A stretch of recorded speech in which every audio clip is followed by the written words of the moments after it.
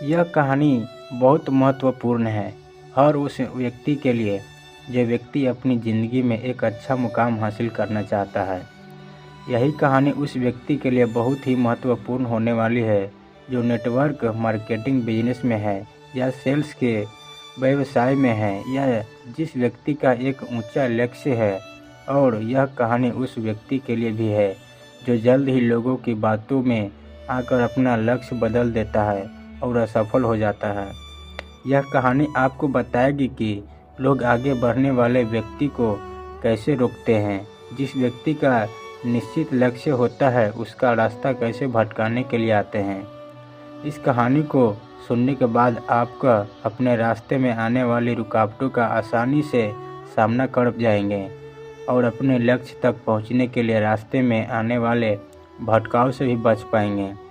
यह कहानी आपको बताएगी कि जब आप अपनी सफलता के लिए आगे बढ़ते हैं तो रास्ता भटकाने वाले कैसे आपके लक्ष्य के प्रति भ्रमित करते हैं। तो आइए शुरुआत करते हैं आज की हिंदी मोटिवेशनल कहानी। एक गांव में एक बहुत प्रसिद्ध पंडित रहा करता था। उस पंडित का नाम श्याम था। वह पंडित जिस गांव में रहता था वह उस गांव के प्रसिद्ध मंदिर पूजा कराता था और सभी सदिया वह सभी धार्मिक कार्य वही पंडित कराता था। वह पंडित इतना प्रसिद्ध था कि आसपास के सभी गांवों में उसकी चर्चा हुआ करती थी और सभी लोग उस पंडित का बहुत आदर किया करते थे।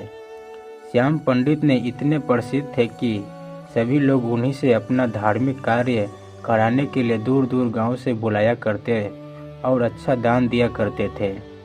एक बार पंडित जी अपने गांव से दूसरे गांव शादी कराने गए हुए थे। वह गांव के पंडित जी ने गांव से 4 से 5 गांव छोड़कर था। पंडित जी जब शादी कराने के बाद वहां से लौट रहे थे तो उन्हें एक बकरी भेंट स्वरूप दी गई। जब पंडित जी बकरी को लेकर लौट रहे थे तो वह पैदल पैदल अपने रास्ते बकरी को लेकर धीरे धीरे आ रहे थे, क्योंकि उनका गांव 4 गांव के बाद था। जिस रास्ते से पंडित जी लौट रहे थे उस रास्ते पर 4 ठग चोर रहते थे और वह आने जाने वाले लोगों को लूटा करते थे। जब उन 4 ठगों ने पंडित जी को देखा तो बोलने लगे, आज तो सुबह से कोई नहीं मिला है और हमारे खाने पीने की व्यवस्था भी नहीं हुई। चलो आज पंडित जी की ही लूट लेते हैं, इनसे ये बकरी चुरा लेते हैं। लेकिन उनसे एक ठग बोलता है, अगर पंडित जी को मारा पीटा तो सारे गांव वाले हमें छोड़ेंगे नहीं और हमें बहुत पाप लगेगा। तो ठग एक नई तरकीब निकालते हैं पंडित जी से बकरी छुड़ाने की और चारों ठग अपने अपने काम पर लग जाते हैं। पंडित जी जब पहले गांव पहुंचने वाले होते हैं तो वहां पहला ठग उन्हें मिलता है जो एक साधारण व्यक्ति की तरह पंडित जी से राम राम करता और उनके पैर पड़ने के लिए झुकता है, लेकिन रुक जाता है और पंडित जी से बोलता है, पंडित जी आप तो बहुत प्रसिद्ध पंडित हैं, लोग आपकी बहुत इज्जत करते हैं, लेकिन आप इस गधे के साथ क्या कर रहे हैं। तो पंडित जी गुस्सा हो जाते हैं और बोलते हैं, अरे मूर्ख, यह गधा नहीं, यह बकरी है, बकरी। लेकिन वह ठग उनसे कहता है कि ये बकरी नहीं, ये तो गधा है। पंडित जी आपको किसी ने बेवकूफ़ बना दिया। तो पंडित जी फिर गुस्से से कहते हैं कि तू ही मूर्ख है, यह बकरी ही है कि गधा। और यह बोलकर पंडित जी आगे चल पड़े। लेकिन पंडित जी के दिमाग में इस अनोखी घटना के एक हल्का सा भ्रम डाल दिया और वह आगे निकल गए। धीरे धीरे पंडित जी आगे बढ़ रहे थे और वह दूसरे गांव पहुंचने ही वाले थे कि उन्हें वह दूसरा ठग मिला जो बिल्कुल साधारण व्यक्ति की तरह वहां खड़ा था और पंडित जी से राम राम करता और उनके पैर पड़ने के लिए झुकता और लेकिन वह रुक जाता है। पंडित जी पूछते हैं, क्या हुआ, रुक क्यों गए। तो वह बोलता है, पंडित जी आप इस गधे को साथ लेकर क्यों घूम रहे हो, इससे आप खंडित हो जाओगे और लोग आपके बारे में क्या सोचेंगे, इस गधे को भगा दो। पंडित जी को इतनी बात सुनकर बहुत क्रोध आता है और बोलते हैं, तुम मूर्ख हो, दिखाई नहीं देता यह बकरी है और तुम बोल रहे हो गधा। दूसरा ठग बोलता है कि ये पंडित जी, आपको किसी ने पागल बना दिया है। यह बकरी नहीं, यह तो गधा है, और यह आपके साथ रहेगा तो आपकी क्या इज्जत रह जाएगी। यह सुनते ही पंडित जी सोचने लगे कि यह क्या बोल रहा है। मैं तो बकरी लाया हूँ, पर ये सब इसे गधा क्यों बोल रहे हैं। कहीं मैं सच में गधे को लेकर तो नहीं घूम रहा हूँ। अब पंडित जी सोच में पड़ जाते हैं और वह ठग वहाँ से चला जाता है और पंडित जी भी आगे बढ़ने लगते हैं। लेकिन उनके दिमाग में यही बात चल रही होती है कि यह बकरी है या गधा। जब पंडित जी से तीसरे गांव में पहुंचने वाले होते हैं तो उन्हें वहां तीसरा ठग मिलता है और पंडित जी से राम राम करता है। पंडित जी के पैर पड़ने के लिए झुकता है, लेकिन वो रुक जाता है। पंडित जी हैरान हो जाते हैं और पूछते हैं कि क्या हुआ। तो तीसरा ठग बोलता है कि पंडित जी, मैं आपसे आशीर्वाद तो लेना चाहता हूँ, लेकिन इस गधे को आपके साथ देखकर मुझे अच्छा नहीं लग रहा है। लोग आपको इतना मानते हैं, आपसे पूजा कराते हैं, लेकिन लोग आपको इस गधे के साथ देखेंगे तो क्या सोचेंगे। इतनी बात सुनकर पंडित जी कहते हैं कि मैं इस गधे को गांव के बाहर छोड़ने जा रहा हूं। मुझे रास्ते में दयनीय हालत में मिला था, और पंडित जी वहां से निकल जाते हैं। कुछ लोगों की बातों में आकर पंडित जी का विश्वास खुद से उठ जाता है और उन्हें लगता है कि लोग सही बोल रहे हैं और मैं गलत हूँ, लेकिन फिर सोचते हैं कि मैं सही हूँ। इस तरह का उनका विश्वास खुद पर से गिरने लगता है और सोचते हैं कि मैं अपने गांव पहुंचने वाला हूं।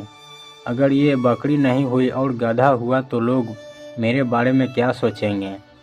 यही सोचते सोचते पंडित जी चौथे गांव पहुंचने वाले होते हैं कि उन्हें चौथा ठग मिलता है और पंडित जी से राम राम करता और पैर पड़ने के लिए झुकता है, लेकिन रुक जाता है। तो पंडित जी पूछते हैं क्या हुआ। तो वह ठग पंडित जी से बोलता है, पंडित जी, बाकी सब तो ठीक है, आप इस गधे को साथ में लेकर कहाँ घूम रहे हो। तो पंडित जी कहते हैं कि मैं इस गधे को गांव के बाहर छोड़ने वाला था। तो वह ठग बोलता है कि पंडित जी, यह गधा आपको शोभा नहीं देता, लोग क्या सोचेंगे। आपके साथ यह गधा देखकर आप इसे मुझे दे दीजिए, मैं इसे बाहर छोड़ाऊँगा। तो पंडित जी अपने आप पर विश्वास खो देते हैं और उस बकरी को गधा समझकर उस ठग को दे देते हैं और अपनी बकरी को छोड़कर आ जाते हैं। और उन चारों ठगों की यह तरकीब काम कर जाती है और वह पंडित जी से बकरी छुड़ा लेते हैं और उसे बेचकर पैसा कमा लेते हैं। इसी तरह हमारे आसपास भी हमारा रास्ता भटकाने के लिए बहुत सारे ठग जरूर मिलेंगे जो हमारा रास्ता भटकाना चाहते हैं। उनसे बचकर और खुद पर विश्वास रखना होगा, तभी हम अपने लक्ष्य को पा सकते हैं। इस कहानी से हमें कई सारी सीख सीखने को मिलती है, जिसने हम अपनी सफलता का जल्द से जल्द पा सकते हैं। सबसे पहले तो हमें सीख मिलती है कि हमें खुद पर विश्वास रखना चाहिए। दूसरा व्यक्ति क्या कह रहा है उसमें हमें कोई फर्क नहीं पड़ना चाहिए, क्योंकि रास्ता भटकाने वाले बहुत मिलेंगे। इस कहानी में हमें वही हुआ। अगर पंडित जी को खुद पर पूरा विश्वास होता कि हाँ ये बकरी ही है, तो वह अपनी बकरी को ठगों को नहीं देते। इसी तरह हमें भी अपने ऊपर विश्वास रखना होगा। हमारी मंजिल हमारे सपनों के ऊपर विश्वास करना होगा। अगर हमें अपना लक्ष्य हासिल करना है तो हर किसी से सलाह लेना नहीं है और किसी व्यक्ति का नकारात्मक बातों से भी हमें कोई फर्क नहीं पड़ना चाहिए, क्योंकि लोग तो सिर्फ आपको भटकाने के लिए आते हैं कि ये कर लो वह कर लो, लेकिन अगर आपका कोई निश्चय लक्ष्य नहीं होगा तो आप कभी सफल नहीं होंगे। इसलिए अपना लक्ष्य बनाकर सिर्फ उससे ऊपर काम करो, बिना किसी व्यक्ति की बातों पर ध्यान दिए। जब आप अपने लक्ष्य को पाने के लिए काम करते हैं तो रास्ता भटकाने और रास्ता रोकने बहुत सारे लोग आएंगे।